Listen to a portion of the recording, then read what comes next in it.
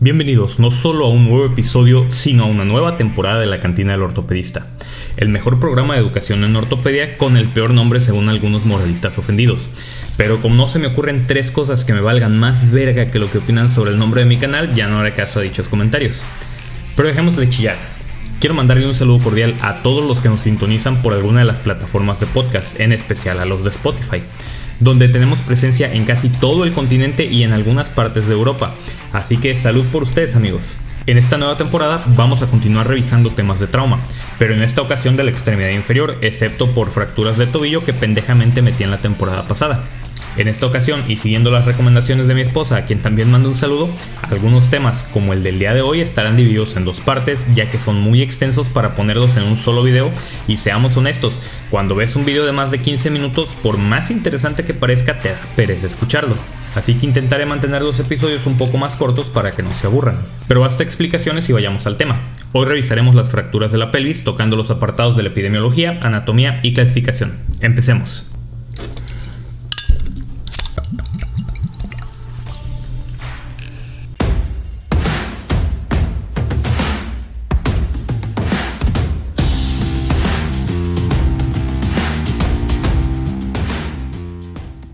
Las fracturas pélvicas representan aproximadamente el 3% de las lesiones esqueléticas. La mortalidad general por estas fracturas varía del 5 al 16%, con una tasa de fracturas inestables de aproximadamente el 8%. Los pacientes con fracturas pélvicas que están en estado de shock en el momento de la presentación tienen una alta mortalidad. Las fracturas pélvicas expuestas, que comprenden del 2 al 4% de todas las fracturas pélvicas, están asociadas con una tasa de mortalidad de hasta el 45%, donde la mayoría de las muertes se deben a lesiones internas asociadas, ya que las muertes atribuidas únicamente a fracturas pélvicas oscilan entre el 0.4 y el 0.8%. Cabe mencionar que los pacientes mayores de 65 años tienen una tasa de mortalidad de aproximadamente el 20%. La incidencia de las fracturas de la pelvis en los Estados Unidos se ha estimado en 37 casos por cada 100.000 habitantes por año. En los pacientes menores de 35 años, los hombres presentan una mayor incidencia que las mujeres, pero en los mayores de 35 años, las mujeres presentan más fracturas de la pelvis que los hombres. La mayoría de las fracturas de la pelvis se producen en pacientes jóvenes por mecanismos de alta energía, mientras que en los ancianos ocurren por mecanismos menores como caídas de propia altura. Los mecanismos más comunes para las fracturas pélvicas incluyen colisiones de vehículos de motor y accidentes de motocicleta, que representan entre el 43 hasta el 58%. Peatones atropellados por un vehículo de motor en 20 al 22% y caídas en 5 a 30%. Las fracturas por avulsión suelen ser el resultado de la contracción repentina y enérgica de un músculo en atletas con esqueleto inmaduro, generalmente entre los 14 y los 17 años. Un estudio que analizó a 1.851 pacientes en accidentes automovilísticos, de los cuales 511 tenían fracturas pélvicas, encontró una mayor incidencia de fracturas pélvicas entre los que sufrieron impactos laterales cercanos e informó que el uso de cinturones de seguridad se asoció con menos fracturas de la pelvis. Las lesiones de la pelvis por traumatismos de alta energía con frecuencia causan lesiones internas concomitantes, que pueden incluir hemorragia, la cual es potencialmente mortal, generalmente relacionada con el sangrado del plexo venoso, ya sea sacrolumbar, en el 80 al 90% de los casos más o menos, mientras que el sangrado arterial puede estar relacionado con una lesión de los vasos ilíacos. También pueden estar asociadas a lesiones intraabdominales, lo cual ocurre en el 16.5% de los pacientes con traumatismo pélvico. La vejiga se lesiona en aproximadamente el 3.4% y la uretra en el 1% de los casos, y los hombres tienen 10 veces más probabilidades de sufrir lesiones uretrales. También puede haber lesiones neurológicas, las cuales ocurren en el 10 al 15% de los casos, siendo las raíces del E5 y S1 las más comúnmente afectadas. Y por último, la disección de la aorta torácica, la cual se produce en el 1.4% de los pacientes con traumatismos cerrados con una fractura pélvica, en comparación con el 0.3% de todos los pacientes con traumatismo cerrado sin fractura pélvica. Recordemos que el anillo pélvico está formado por el sacro y los huesos inominados, que se unen en su parte anterior en la sínfisis del pubis y en su parte posterior en las dos articulaciones sacroiliacas. En la edad adulta, cada hueso inominado está formado por la fusión de 3 centros de osificación: el ilion, el isquion y el pubis, que se unen en el cartílago trirradiado en la cúpula del acetábulo. El borde de la pelvis está formado por las líneas arqueadas que se unen en el promontorio sacro en la zona posterior y en la parte superior del pubis en la zona anterior. Por debajo se encuentra la pelvis menor o verdadera, que contiene las vísceras pélvicas, y por encima se encuentra la pelvis mayor o falsa, que constituye la parte inferior de la cavidad abdominal. La fuerza y estabilidad de la pelvis depende de los fuertes ligamentos que conectan el sacro con los otros huesos pélvicos. Estos ligamentos incluyen el complejo de ligamento sacroiliaco en sus porciones anterior y posterior, el sacro espinoso y el sacro tuberoso. La fuerza pélvica adicional proviene de los ligamentos infisarios que van del pubis al pubis y de los ligamentos entre la columna lumbar y el anillo pélvico, como el ilio lumbar y el lumbosacro. Por lo tanto, la ruptura de estos ligamentos conducirá a inestabilidad pélvica. Dentro de la pelvis ósea se encuentran las vísceras pélvicas, un extenso sistema vascular y una rica red neuronal. La pelvis contiene el recto, el canal anal y la vejiga.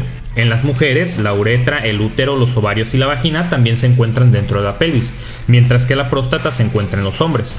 Todas estas estructuras requieren de evaluación en lesiones de la pelvis. El sistema arterial pélvico tiene variabilidad anatómica, especialmente la arteria ilíaca interna y sus ramas. Por lo general, las dos arterias ilíacas comunes se dividen a nivel del borde pélvico. La arteria ilíaca externa sigue el borde pélvico para salir de la pelvis por debajo del ligamento inguinal. La arteria ilíaca interna se encuentra más posterior en la pelvis, en particular la división posterior, ya que se superpone a la articulación sacroiliaca. La rama posterior se divide en las arterias glútea superior, iliolumbar y sacra lateral. La división anterior tiene muchas ramas, las más importantes son las arterias obturatriz y la pudendo interna, que pueden lesionarse en las fracturas de las ramas púbicas. El sistema venoso pélvico consta de venas que son paralelas al sistema arterial y un plexo venoso que se encuentra anterior al sacro. Este plexo contiene muchas venas de paredes delgadas y es muy susceptible al daño con lesiones sacroiliacas, siendo una fuente común de hemorragia. La red neuronal de la pelvis, o sea el plexo lumbosacro, surge principalmente de las raíces nerviosas del L4-S3.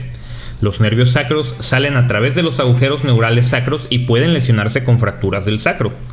Las lesiones de estos nervios pueden resultar en disfunción vesical, intestinal o sexual. Asimismo, aunque no surgen del plexo lumbosacro, los nervios femoral y obturador se encuentran dentro de la pelvis y pueden lesionarse con un traumatismo pélvico. Existen diversos sistemas para clasificar las fracturas de la pelvis. Iniciemos revisando la clasificación de Young-Burgess, la cual se basa en el mecanismo de lesión, pudiéndose dividir en fracturas por compresión lateral, por compresión antero-posterior o por cizallamiento. Las fracturas por compresión lateral se dividen en tres tipos. Las tipo 1 es una fractura sacra por compresión en el lado del impacto con fracturas de ramas unilaterales o bilaterales. Este tipo son las más comunes. Aunque es menos probable que provoquen complicaciones graves, las lesiones de tipo 1 pueden ser inestables. Las tipo 2 son fracturas de media luna de ala ilíaca en el lado del impacto, con variable ruptura de las estructuras ligamentosas posteriores, lo que ocasiona un variable desplazamiento del fragmento anterior con la sobrecarga en rotación interna.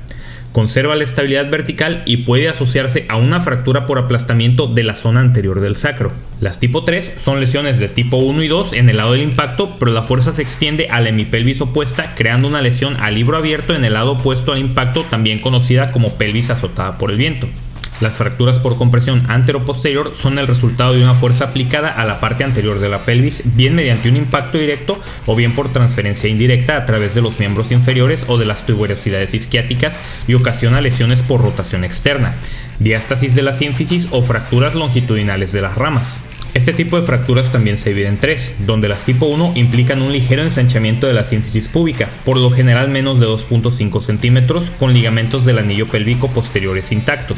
En las tipo 2 hay una diástasis de la sínfisis del pubis de más de 2.5 centímetros, ensanchamiento de las articulaciones sacroiliacas ocasionado por la ruptura de los ligamentos sacroiliacos anteriores, la rotura de los ligamentos sacrotuberosos, sacroespinosos y de la sínfisis con integridad de los ligamentos sacroiliacos posteriores ocasiona una lesión en libro abierto, con inestabilidad en rotación interna y externa, pero conservando la estabilidad vertical. En las tipo 3 hay una ruptura completa de los ligamentos de la sínfisis, sacrotuberosos, sacroespinosos y sacroiliacos, que producen inestabilidad rotacional extrema con desplazamiento lateral. No hay desplazamiento cefálico posterior. Esta es una lesión completamente inestable con la mayor tasa de lesiones vasculares y sangrado. Y por último, las fracturas por cizallamiento vertical, las cuales se producen por fuerzas verticales o longitudinales en caída sobre el miembro inferior en extensión, impactos desde arriba o accidentes de tráfico en que el miembro inferior situado en extensión impacta contra el suelo o el salpicadero. Estas lesiones se asocian de forma característica a una ruptura completa de los ligamentos de la sínfisis, sacrotuberosos, sacroespinosos y sacroiliacos, y ocasiona una inestabilidad extrema habitualmente en dirección cefálica debido a la inclinación de la pelvis. Es la que tiene mayor riesgo de choque hipovolémico, el cual ocurre en hasta 63% de los casos y presenta tasas de mortalidad de hasta el 25%. La siguiente clasificación que vamos a revisar es la clasificación de Tile, la cual la divide en tres tipos.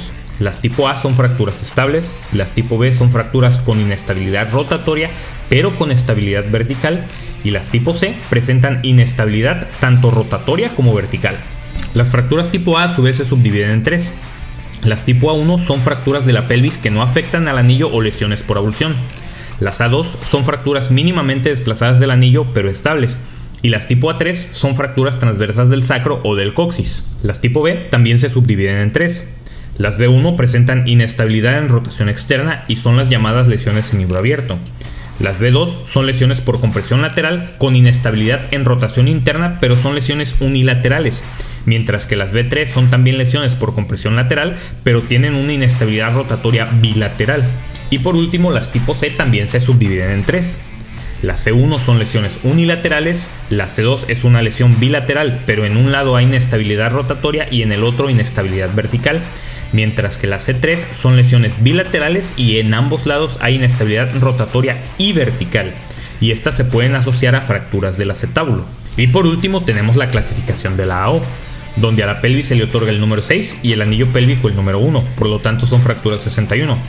Las 61A son fracturas con el arco posterior intacto, 61B son fracturas con una disrupción incompleta del arco posterior y las 61C son fracturas con una disrupción completa del arco posterior. Como siempre, el resto de los calificadores dependerá de las características propias del trazo de fractura, y en este caso son un chingo, por lo que les dejaré el documento con la clasificación completa en la descripción del video para que las puedan revisar de forma individual. De lo contrario, nos tardaríamos otra media hora más aquí hablando solo de esta clasificación. Esto fue todo por el episodio de hoy. Si te gustó y lo encontraste útil, no olvides darle like y dejar tu comentario. Recuerda que a ti no te cuesta nada y a mí me ayuda un chingo.